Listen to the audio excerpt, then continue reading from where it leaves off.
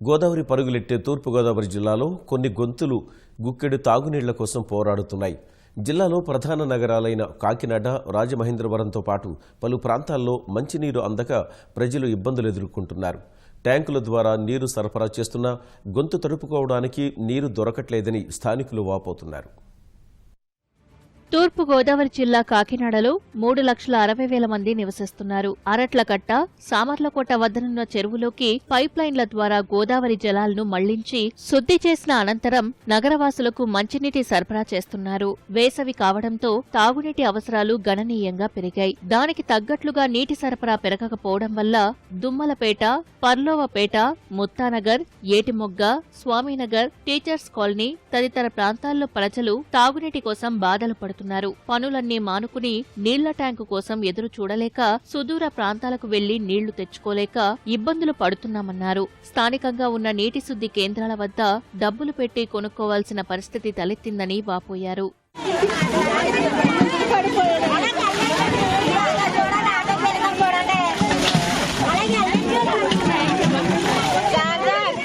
మాకు చాలా నీళ్ళు ఇబ్బంది అండి.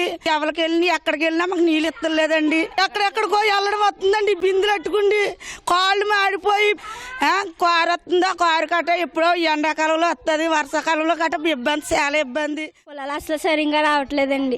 కార్లు కూడా సరిగా రావండి. రైట్ 12 గంటలలో ఎత్తండి, తెల్లవారులు ఇంక నిద్ర ఉండదండి.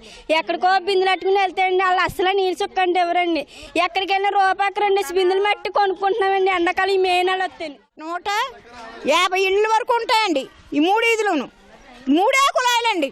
35 రూపాయలు డబ్బా కొనుక్కుని అవి తాగుతూ ఉంటామండి. కాకినాడ గ్రామీణ ప్రాంతాల్లో తాగునీటి సమస్య మరింత జటిలంగా ఉంది. ప్రభుత్వం కొన్ని ప్రాంతాల్లో వాటర్ ట్యాంకుల నిర్మాణం చేపట్టింది. వేసవి సమీపించి నెల అవుతున్నా అవి ఇంకా నిర్మాణ దశలోనే ఉన్నాయి. ఫలితంగా నగరానికి కూతవేటు దూరంలో ఉన్న తూరంగి ప్రజలు నీటి ఎద్దడి ఎదుర్కొంటున్నారు. పంచాయతీ, కార్పొరేషన్ పరిధిలోకి రాని మహాలక్ష్మి నగర్ కి కుళాయిలు లేవు. మంచినీళ్ల ట్యాంకు రాదు. వేసవిలోనే కాదు, వర్షాకాలంలోనూ మంచినీళ్ల కోసం నిద్ర లేకుండా ఎదురు చూడాల్సిన పరిస్థితి ఉందని స్థానికులు వాపోయారు.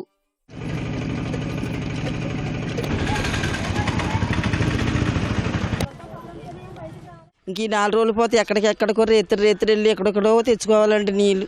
మాకు అది నీళ్ళ వల్ల మాకు రోగాలు కూడా వచ్చేస్తున్నాయండి.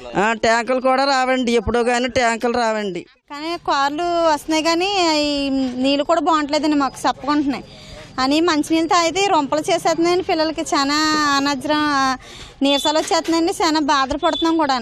ఫిల్టర్ నీళ్ళు కొనుక్కుంటామండి మేము.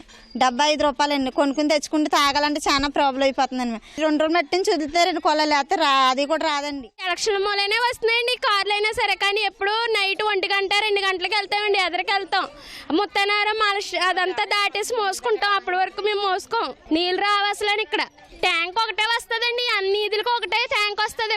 దొరికిన వాళ్ళకి దొరికితే, దొరకలేని వాళ్ళకి దొరకవు. ఇంకా అలాగే కొట్టుకుని మోసుకుంటారు. ప్రభుత్వం నిర్మిస్తున్న నీళ్ల ట్యాంకులు పూర్తయితే తాగునీటి సమస్య చాలా వరకు పరిష్కారం అవుతుందని, తమ కష్టాలు చూసైనా సాధ్యమైనంత వేగంగా తాగునీళ్లు అందించాలని స్థానికులు ప్రభుత్వానికి విజ్ఞప్తి చేశారు.